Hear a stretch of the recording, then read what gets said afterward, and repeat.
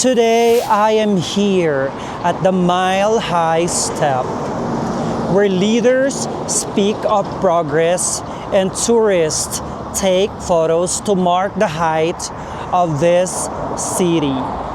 Just steps away around here are people who are not lifted but left behind. They are struggling to find shelter, food, and hope.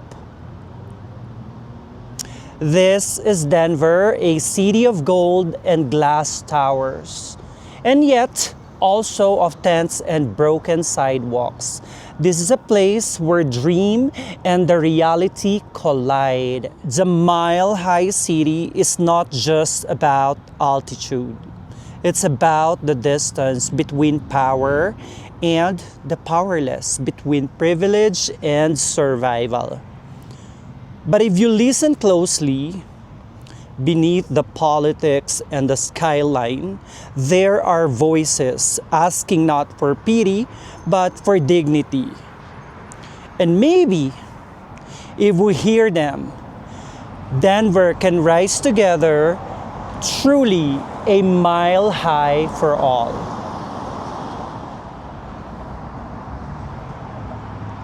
That is a gold dome here at the State of Colorado Capitol Hall here.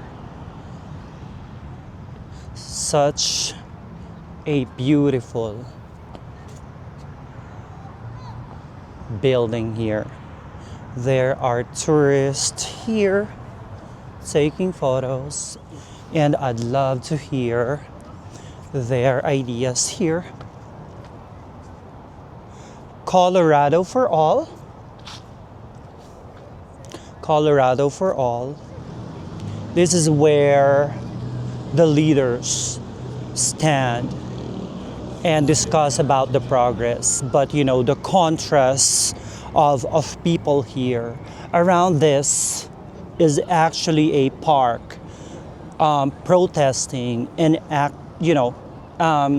doing their activism. And around here are less fortunate people who are struggling for food. And I cannot just imagine across there is a golden dome, and yet the contrast is here. Contrast is real. It's like dream versus reality. I had the privilege to talk to brave people who's executing their freedom of speech, and here they are.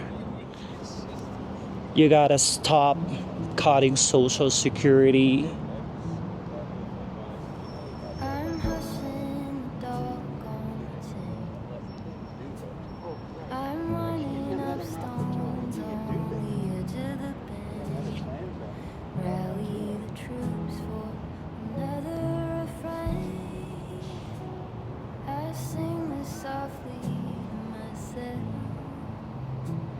I sing this softly to myself.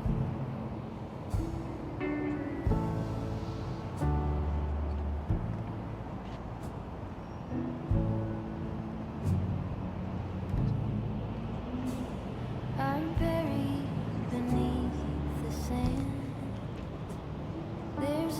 And I am here with... My name is Paula, and most of these people I know through my Quaker meeting.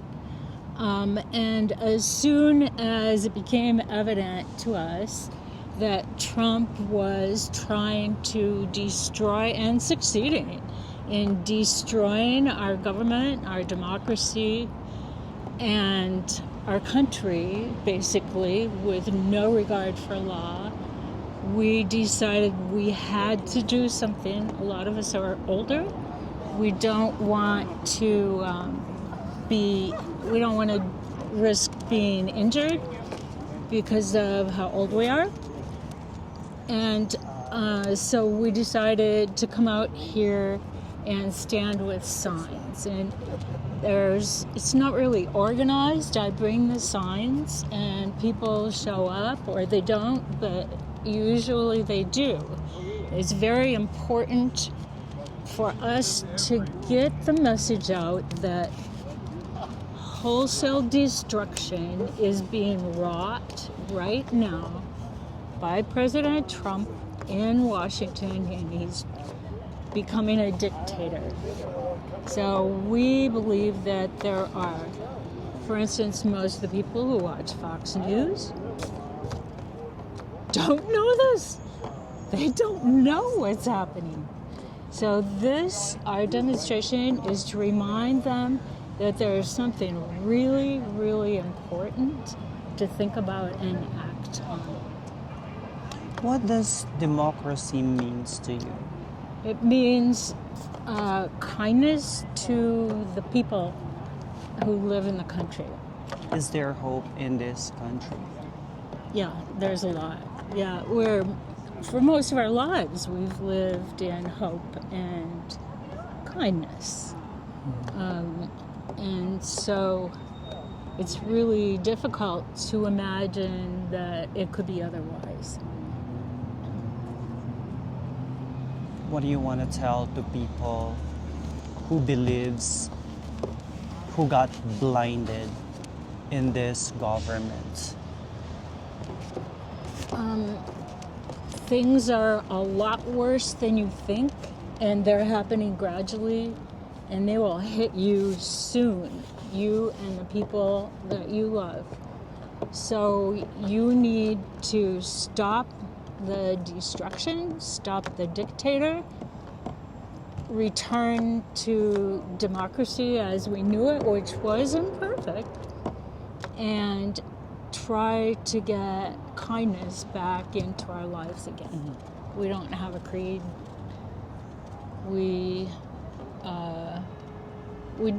take the best actions we feel we're led to take in order to make the world better and kinder. I'm running up stones on the edge of the bank.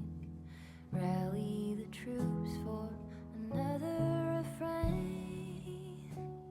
I sing this softly to myself.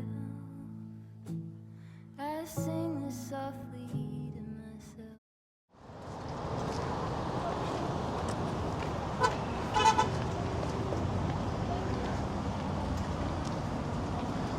I'm here with Nancy and Restore Jobs and Federal Employees. Nancy, how does democracy means to you? What it means to you, the democracy in our country? Everything. I don't know how to live in a place that isn't a democracy. And what it should mean is that everybody can live to their fullest potential. Everybody has what they need. Everybody's treated fairly. Everybody's grateful. Everybody buys into being responsible for what's going on. And this project has been going on for years to dismantle our democracy. And it's not, I don't want to live in a place that isn't a democracy. Nancy, is there hope in this country?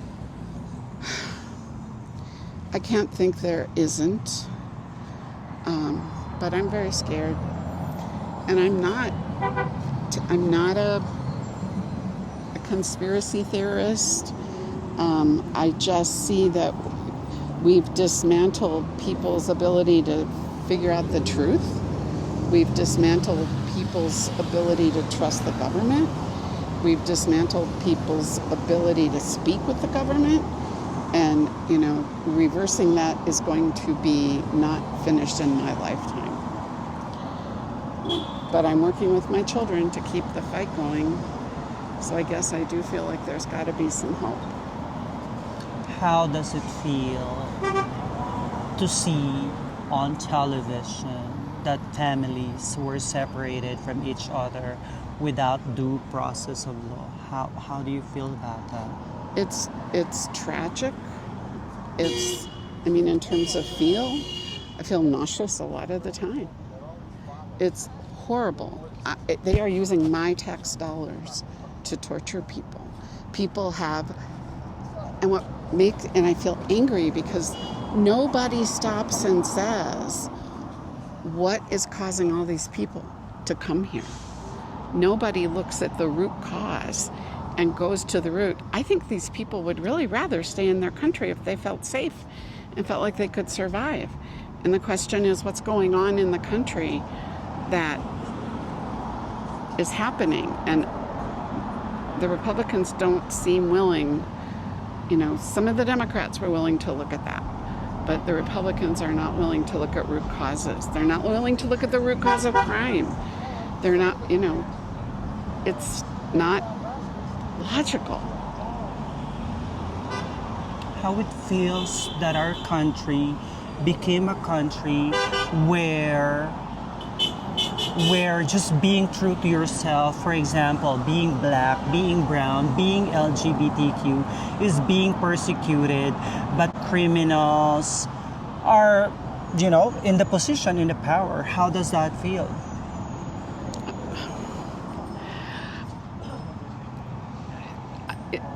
It's just an unspeakable evil and horror. It's horrible. This is not how my parents, my dad fought in World War II. My dad was Antifa. He was against the fascists. And he would be spinning in his grave.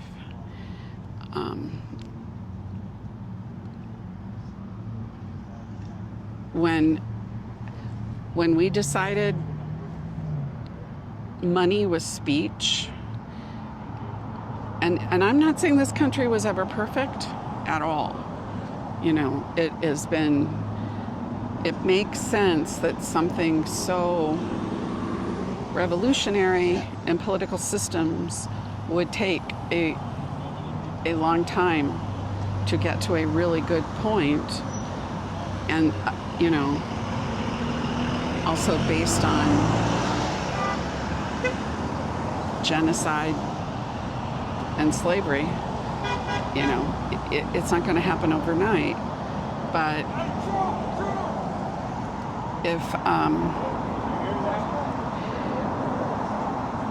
if we all treasured everybody, if we all just behave, my grandma part is like, just behave, be grateful, be respectful, and listen to people and be fair, things would be so much better. Who can stop this administration and what they're doing? Most of what they're doing is unconstitutional. I know. No due process I think of people law. have to. Who can stop them? I think, maybe we need rolling strikes.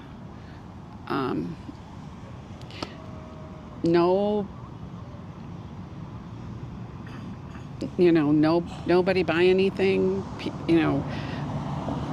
A general strike is very hard to pull off, apparently, but maybe a general strike. But I think people really need to get a little more on board with history and learning about civility. Hearing them honking that they support on Right. what you guys are doing, there's hope in America.